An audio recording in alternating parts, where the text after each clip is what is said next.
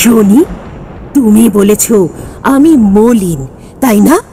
তবে তোমার মাতা ছায়ার মধ্যে যে চরিত্রহীনতা রয়েছে সেটার জন্য তুমি কি কিছু বলবে? কর্মফলদাতা শনি, কর্মফলদাতা শনি।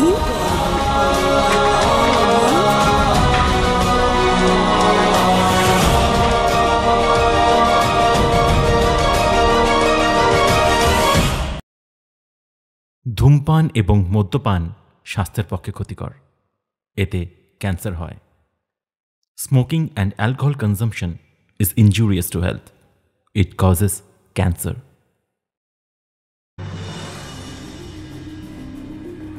হুইসপারিং টেলসে আপনাদের স্বাগত জানাচ্ছি। আমি তাজ। আর আজ আমাদের হুইসপারিং টেলসে আপনাদের পরিবেশন করছি বিশিষ্ট অনুবাদক শ্রদ্ধেয় আনন্দগুপ্তের শনি মাহাত্ম্য অবলম্বনে শনির দশার তৃতীয় পর্ব। এ পর্যন্ত আমরা শুনেছি উজ্জয়িনীতে বিদ্বান ব্যক্তিদের নিয়ে রাজা বিক্রমাদিত্য সম্মেলন করেন কোন গ্রহে সবথেকে বেশি শক্তিশালী। সেখানে একজন বিদ্বান শনি গ্রহের আলোচনা তুললে রাজা বিক্রমাদিত্য শনি এবং তার মাতাকে অবজ্ঞা করেন। এর ফলস্বরূপ শনিদেব উজ্জয়িনীতে বিক্রমাদিত্যের সম্মুখীন হন এবং শনিদেব সরাসরি জানিয়ে দেন খুব শীঘ্রই রাজা বিক্রমাদিত্যের কন্যা রাশির দ্বাদশতম ঘরে তিনি প্রবেশ করতে চলেছেন। আর এদিকে স্বর্গরাজ্যে দেবরাজ ইন্দ্র, রাহু, মঙ্গল এবং চন্দ্রদেব শনিকে আটকানোর জন্য ছক কষতে থাকলে সেখানে এসে শনি হাজির হন এবং তাদের সতর্ক করেন যে মর্তে তার আর বিক্রমাদিত্যের মাঝে যে আসবে তার পরিণাম খুবই ভয়ানক হবে। চলুন তবে আর দেরি না করে আমরা চলে যাই আজকের তৃতীয় পর্বে।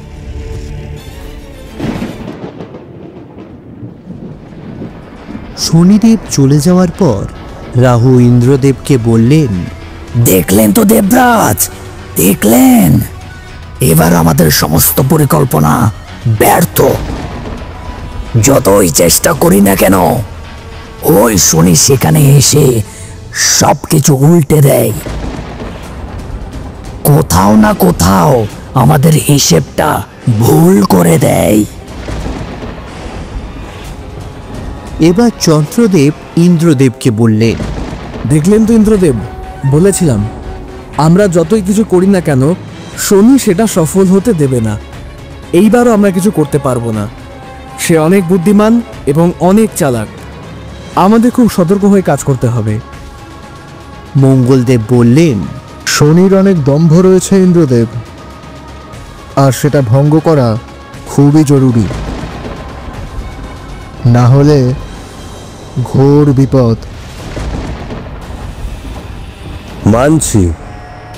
মানছি শনির বুদ্ধির প্রশংসা করতেই হবে।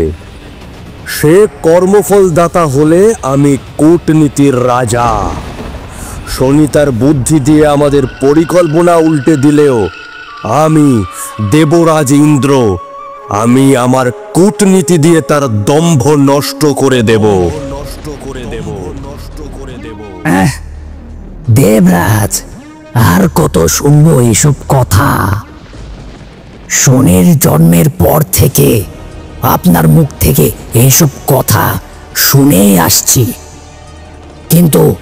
কিন্তু পরিশেষে বিজয় তো ওই কর্মফলদাতা শনিরই হয়, তাই নয় কি? রাহু, একটা কথা মাথায় রেখো, বাঘ শিকারের পেছনে ছোটে, কিন্তু বাঘের শিকার যে সে তার নিজের জীবন, নিজের প্রাণ বাঁচানোর জন্য ছুটতে থাকে। শিকার যতই ছুটতে থাকুক, এক সময় গিয়ে বাঘের থাবা তাকে খেতেই হয়। তেমনি শনি আমাদের শিকার, সে যতই ছোটাছুটি করুক থাবা তাকে খেতেই হবে।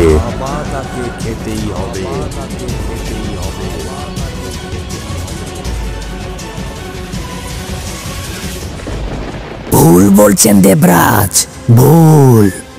বাঘ হচ্ছে ওই শনি, আর আমরা হচ্ছি তার শিকার। শনি আমাদের সতর্ক করে দিয়েছে, আপনি নিজের চোখেই তো দেখলেন। এমনকি আমার অস্তিত্বও থাকবে না বলেছে যদি আর কোনো ভুল করি। বিক্রমাদিত্যের কথা একেবারেই বাদ দিয়ে দিন দেবরাজ, এতেই আমাদের কল্যাণ হবে।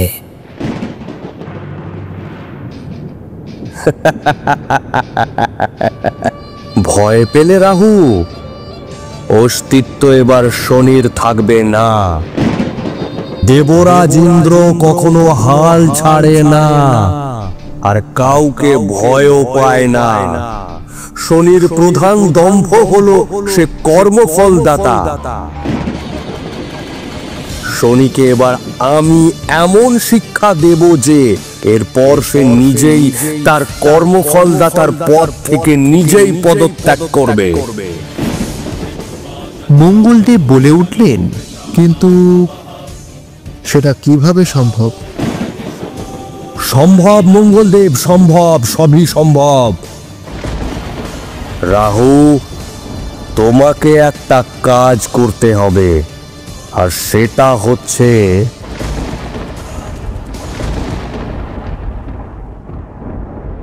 সূর্যালোকে সূর্যদেব যম, যমুনা, তার স্ত্রী ছায়া এবং সংজ্ঞার সাথে বিশেষ আলাপচারিতা করছিলেন, কিন্তু সেইখানে শনি উপস্থিত ছিলেন না। এমন সময় এক সৈনিক প্রবেশ করে বললেন, সূর্যদেবের জয় হোক মহারাজ, দেবরাজ ইন্দ্র আপনাদের সাথে দেখা করতে চাইছেন। সূর্যদেব অনুমতি দিলেন। কিছুক্ষণ পর ইন্দ্রদেব কক্ষে প্রবেশ করলেন। প্রণাম সূর্যদেব, প্রণাম দেবী সংজ্ঞা, প্রণাম দেবী ছায়া। সূর্যদেব বললেন, কি ব্যাপার ইন্দ্রদেব, আজ হঠাৎ সূর্যালোকে, তাও এই সময়? নিশ্চয়ই শনির ব্যাপারে। একদম একদম ঠিক ধরেছেন সূর্যদেব, আমি ওরই সংবাদ নিয়ে এসেছি আপনার কাছে। কি যে বলি সূর্যদেব, ওই শনির জন্য আপনাকে আর কতবার নিজের মর্যাদা বিসর্জন দিতে হবে? আপনি একজন সর্বশক্তিমান দেবতা, ত্রিলোককে আলোকিত করেন, কিন্তু কিন্তু আপনার পুত্র শনি সে শুধু আলোর মধ্যে অন্ধকার ছড়ায়। ইন্দ্রদেব,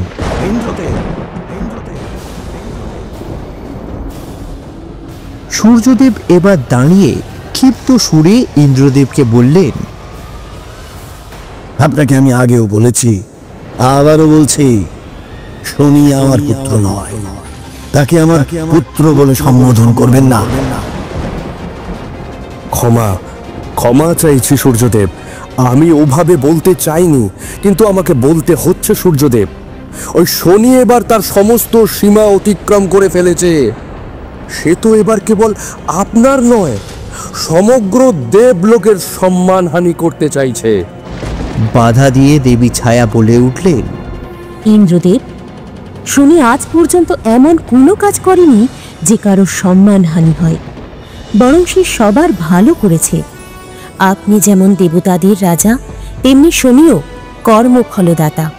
সে তার কর্ম করছে, এতে আপনার আপত্তি কোথায়? ইন্দ্রদেব কিছু বলতে যাবেন, তখনই দেবী সংজ্ঞা বলে উঠলেন, আপত্তি আছে ছায়া, শুধু দেবরাজ ইন্দ্রের কেন, আমাদের সবার আপত্তি আছে। তুমি এখন বললে না শনি সবার ভালো করছে? মানছি সে কর্মফলদাতা, কিন্তু তার শাস্তি দেওয়ার পদ্ধতি যে এত নির্মম এবং এত নিষ্ঠুর, তা একদম অপ্রত্যাশিত।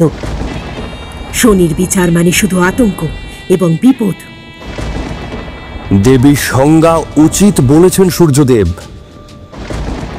দেবরাজ, এবার শনি নতুন করে কি শুরু করতে যাচ্ছে?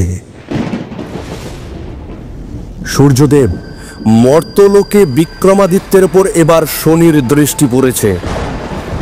সে সরাসরি উজ্জয়িনীতে গিয়ে মহাপরাক্রমশালী রাজা বিক্রমাদিত্যকে হুমকি দিয়ে এসেছে যে তাকে তার কর্মফল দেওয়ার সময় এসেছে। মহান সূর্যবংশীয় রাজা হরিশ্চন্দ্রকে কতটা কষ্ট দিয়েছিল আপনি তা দেখেছিলেন সূর্যদেব। এবার শনি বিক্রমাদিত্যের সাথেও ঠিক এমনটাই করতে যাচ্ছেন। দেবী সংজ্ঞা বললেন, রাজা বিক্রমাদিত্য একজন মহান রাজা, দানবীর। তার অপরাধটা কি? ছি ছি ছি ছি। মানছি রাজা হরিশ্চন্দ্রের ভুল ছিল, কিন্তু রাজা বিক্রমাদিত্য কি অপরাধ করেছে? ওই শনি এতটা নিচে নামতে পারে আমি কল্পনাও করতে পারছি না। সূর্য বংশের সম্মানের কথা একবারও ভাবল না। ছি ছি ছি ছি। দেবী সংজ্ঞা সূর্যদেবের দিকে তাকিয়ে আবার বললেন, সূর্যদেব, আমায় ক্ষমা করবে। এবার তো আপনার একটা ব্যবস্থা নেওয়া উচিত, তাই নয় কি? ইন্দ্রদেব তৎরাচ্য বলে উঠলেন, সূর্যদেব, আমি জানি না শনি এর পরেও আপনার কোনো কথা শুনবে কিনা, কিন্তু আমি চাই, অনেক হয়েছে শনির মহিমা, অনেক হয়েছে শনির মহিমা, আর কেউ যাতে কষ্ট না পায় আর আপনারও যাতে সম্মানহানি না হয়, সেই ব্যবস্থাই করুন সূর্যদেব। সূর্যদেব এবার জল এবং যমুনাকে উদ্দেশ্য করে বলল, যমুনা, শনি কোথায়? যম বললেন, ক্ষমা করবেন পিতাশ্রী, এই মুহূর্তে শনি কোথায় তা আমার জানা নেই। যমুনা বলে উঠল, পিতাশ্রী, শনির প্রতি এটা অন্যায় আরোপ দেওয়া হচ্ছে। শনি যা করে ভালোর জন্যই করে। শনিকে কর্মফলদাতা কোনো দেবতা কিংবা দানব করেননি, স্বয়ং ত্রিদেব করেছেন। যমুনা, আমি শুধু প্রশ্ন করেছিলাম শনি কোথায়। শনির নামে প্রশংসা শুনতে চাইনি আমি। যম বললেন, পিতাশ্রী, শনি এই মুহূর্তে কোথায় সেটা একমাত্র মাতা ছায়া বলতে পারবেন। ছায়া, যাও গিয়ে শনিকে আমার সামনে নিয়ে এসো। শনি নিজেই আপনার সামনে উপস্থিত হয়েছেন সূর্যদেব। ছায়া সূর্যদেবকে কিছু বলতে যাবে, তৎক্ষণাৎ শনি এসে হাজির হলো সূর্যালোকে। সূর্যদেব ক্ষিপ্ত সুরে বলে উঠলেন, শনি, শনি, শনি, শনি, রাজা হরিশ্চন্দ্রের সাথে তুমি যে অন্যায় করেছিলে সেটার জন্য তোমাকে আমি ক্ষমা করছিলাম। এর আগেও তুমি অনেক অন্যায় করেছো। কর্মফলদাতা হয়ে তুমি তোমার মনোমতো কাজ করতে পারো না শনি। আমি জানি আপনি কি বলতে চাইছেন, কিন্তু আমি অপারক, আর আমি আমার মন মতন কিছুই করছি না। যা করছি সীমার মধ্যে থেকে আর নিয়মানুসারেই করছি। দেবী সংজ্ঞা হেসে বলে উঠলেন, সীমা? কোন সীমার কথা বলছো তুমি শনি? কর্মফলদাতা হয়ে তুমি কি শুধু নিজের ক্ষমতার দাপট দেখাচ্ছ? তোমার পদমর্যাদা তোমাকে নিয়ম মেনে চলার দায়িত্ব দিয়েছে, কিন্তু তুমি সেটা একেবারেই উপেক্ষা করে চলেছ। তুমি যা করছো তাতে শুধু অন্যদের ক্ষতি হচ্ছে, এবং সেটি তোমার সীমার মধ্যে পড়ে না। আপনি আমায় ন্যায় শিক্ষা দিচ্ছেন দেবী সংজ্ঞা? যে নিজের মলিনতা বোঝে না, সে আমাকে শুদ্ধতা কিভাবে বোঝাবে?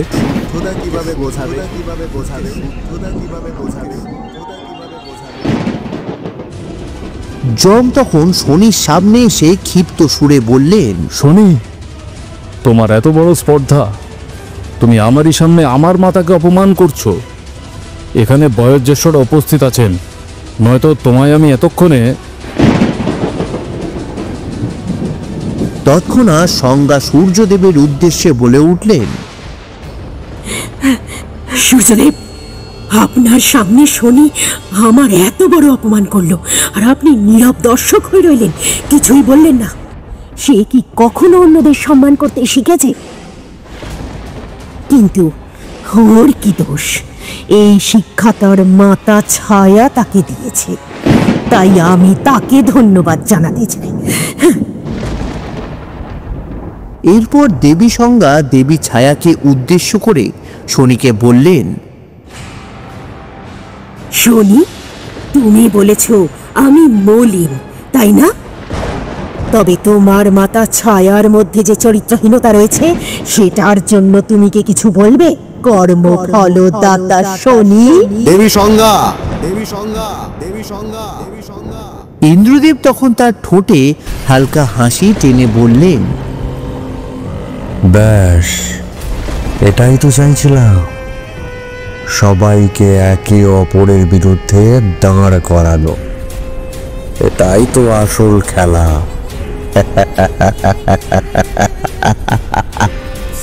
এখন শুধু অপেক্ষার কটাক্ষের পরিণতি।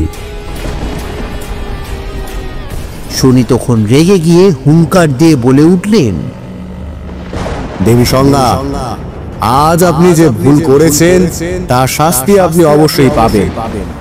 আমি কর্মফলদাতা শনি, মর্তলোকে আমি আমার কার্য সিদ্ধি করে আমি আবার ফিরে আসবো সূর্যলোকে।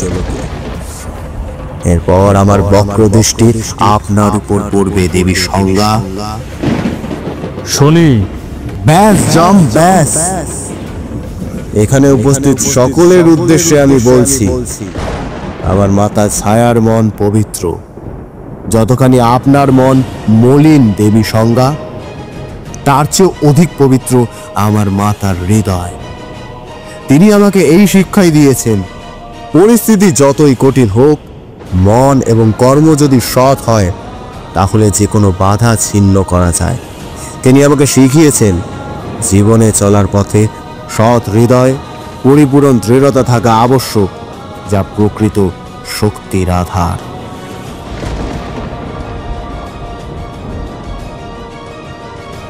হ্যাঁ মাতা, আপনি আমার জীবনের শক্তির আধার মাতা ছায়া। আমি চিরকাল সত্যের পথে ছিলাম, আছি এবং থাকব। আর কেউ আমাকে সেই পথ থেকে বিচ্যুত হতে দিতে পারবে না। দেবী সংজ্ঞা, দেবী সংজ্ঞা, দেবী সংজ্ঞা, তৈরি থাকবেন। আপনি আপনার কর্মের ফল অবশ্যই পাবেন।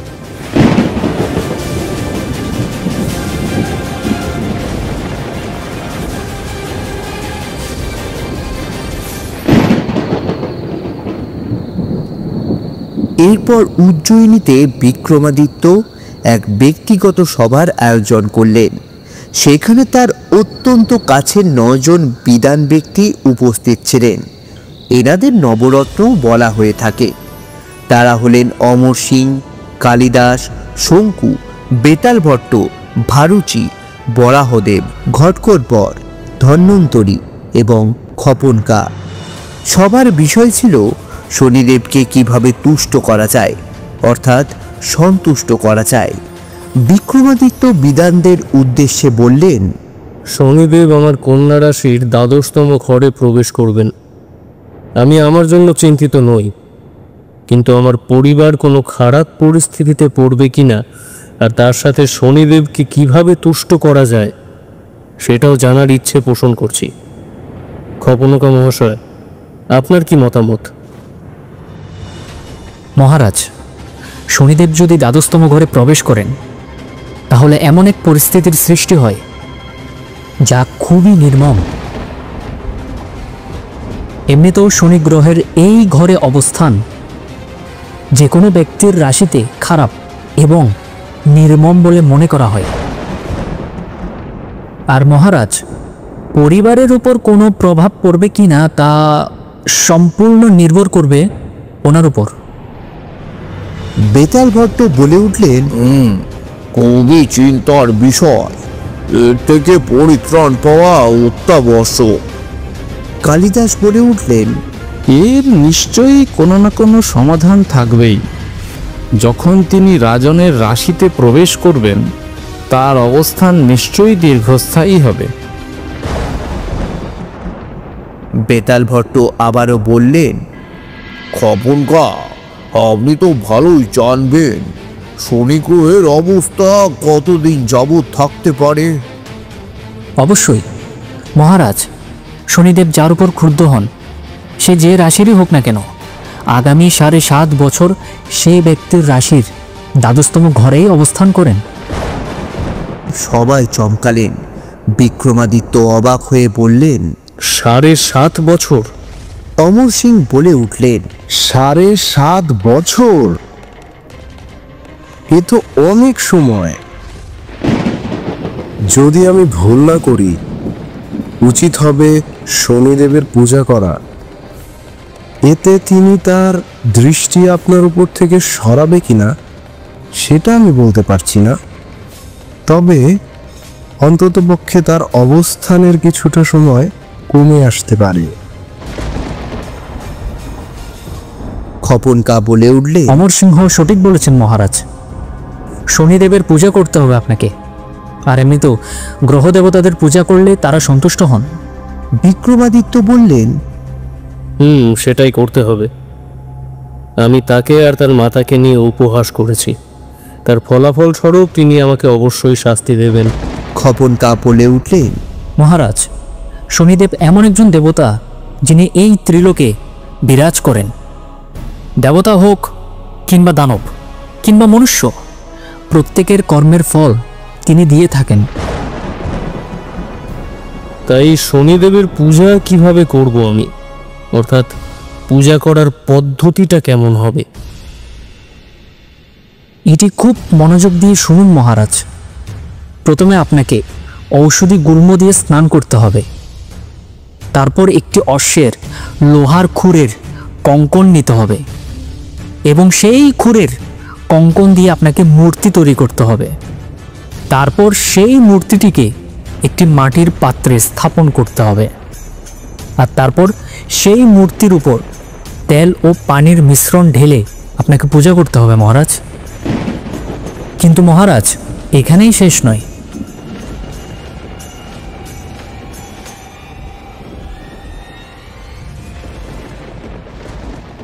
এরপর আপনাকে শনিদেবের নাম 21,300 বার পাঠ করতে হবে। এরপর গরিব ব্রাহ্মণদের দান করতে হবে। যদি ব্রাহ্মণরা খুশি হন তাহলে শনিদেবও খুশি।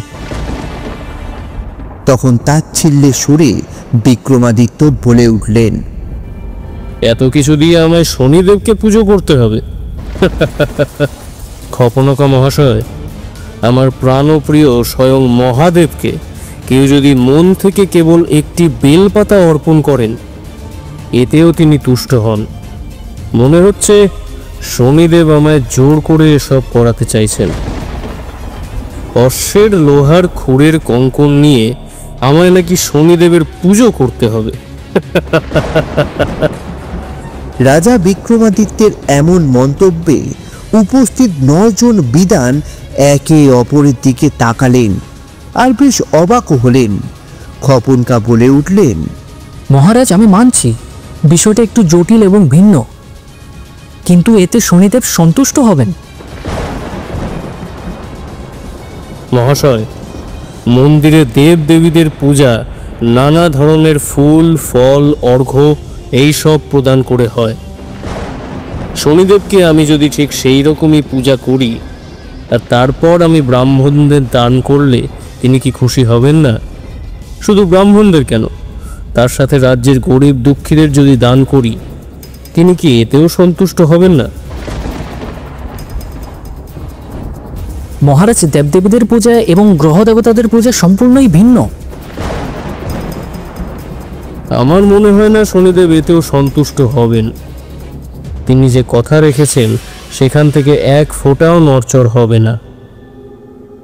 এরপর দীর্ঘশ্বাস ফেলে বিক্রমাদিত্য আবার বললেন, যাই হোক, যা ঘটার তাই ঘটবে। যত বাধা আজ পর্যন্ত আমার সামনে এসে উপস্থিত হয়েছে, আমি নিজের সামর্থ্য, শক্তি আর বুদ্ধি দিয়ে পার করেছি।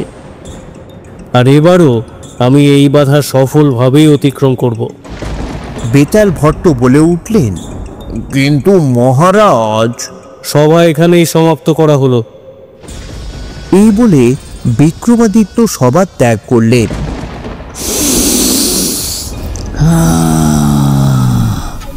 এই তো, এটাই তো চেয়েছিলাম আমি।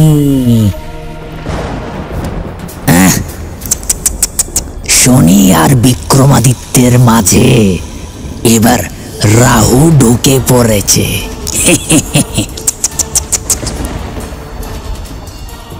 তুমি আমার অস্তিত্ব জীবিত থাকবে কিনা সেটা নির্ধারণ করবে বলেছিলে না শনি, কিন্তু এবার হবে ঠিক তার উল্টো।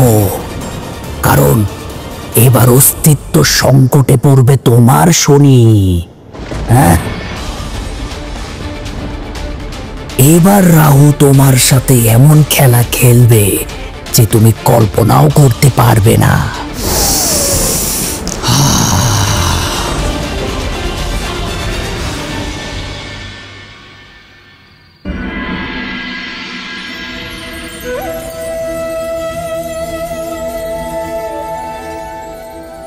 রাজ্যের একটি কক্ষে মদনলেখা, বিক্রমাদিত্যের বোন চম্পাবতী, মদনলেখার খুব কাছের সখী লক্ষ্মীপ্রিয়া ছিলেন।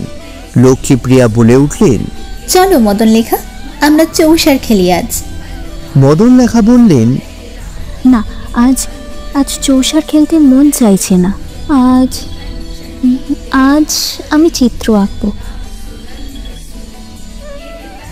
এরপর মদনলেখা তার রং তুলি নিয়ে চিত্র আঁকতে গেলে ইতস্তত বোধ করলেন, অর্থাৎ তার চিত্র আঁকতে একেবারেই মন চাইছে না। এরপর সে রং তুলি স্বস্থানে রেখে দিয়ে গেল দর্পণের সামনে। দর্পণের নিজেকে একবার দেখে নিল মদনলেখা। চম্পাবতী কাছে আসলো তার। মদনলেখার দিকে তাকালো সে। মদনলেখা মুচকি হেসেই বললেন, কি দেখছো ওভাবে? দেখছি না, পড়ছি যে রানীর মদনলেখার মনের গভীরে কি লেখা রয়েছে। আচ্ছা, তা কি পড়লে শুনি? তুমি এসো, আমি তোমাকে বলছি যে তোমার চোখে আমি কি দেখেছি। শুধু আমি নই, লক্ষ্মীপ্রিয়াও জেনে গিয়েছে। এখানে বসো। এরপর চম্পাবতী মদনলেখার কৃষ্ণবর্ণ কোমল কেশ ঠিক করতে করতে মধুর রসিকতায় বলতে শুরু করলেন,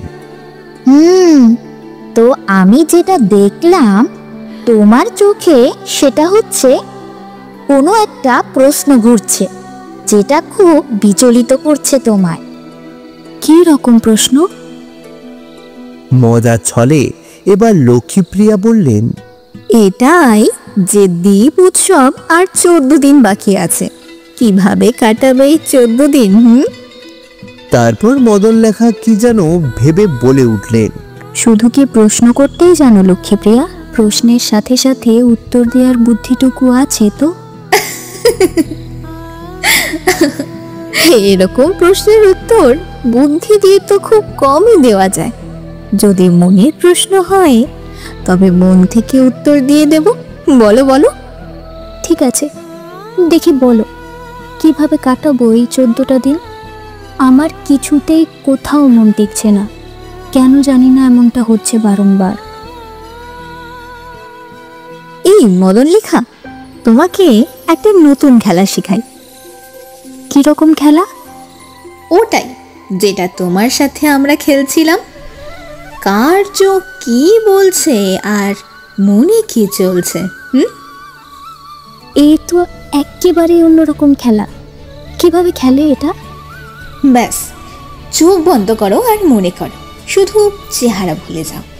যেমন রাজা বিক্রমাদিত্যের মাতা সোমদর্শনার চোখ স্মরণ করো আর বলো তো কি দেখতে পাচ্ছ ওনার চোখে। এরপর মদনলেখা চোখ বন্ধ করে বললেন, মমতা, যার মধ্যে অটুট প্রেম আর ভালোবাসা রয়েছে, যিনি সর্বদা ন্যায়পরায়ণ থাকেন।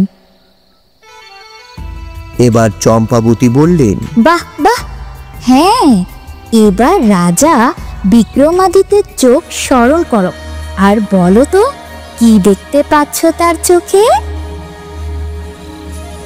এরপর মদনলেখা আবারও চোখ বন্ধ করলেন। তারপর বলতে লাগলেন, আত্মবিশ্বাস, দৃঢ়তা, সংকল্প আর বীরত্ব।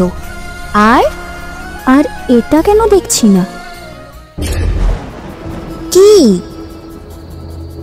আমার একটি পায়েল, কোথায় গেল এটা? মদনলেখা কিছুটা চিন্তিত হয়ে পড়লেন। চম্পাবতী এবার সান্ত্বনা দিয়ে বললেন, মহারানী সাবধান, বস্তু একটা হারিয়ে গেলে আরেকটা নিয়ে আসা যায়, কিন্তু তার জন্য মন খারাপ করতে নেই। আমি ভাবছি শনিদেবের বলে যাওয়া সেই কথাগুলো, যা আমাকে প্রতিনিয়ত ভাবিয়ে তুলছে। এটা নিয়ে একদম দুশ্চিন্তা করো না, দেখবে যা হবে তা ভালোই হবে। দেখবে আমার ভাই বীরত্বের সাথে সমস্ত বাধা পার করে যাবে, তাই যেন হয়।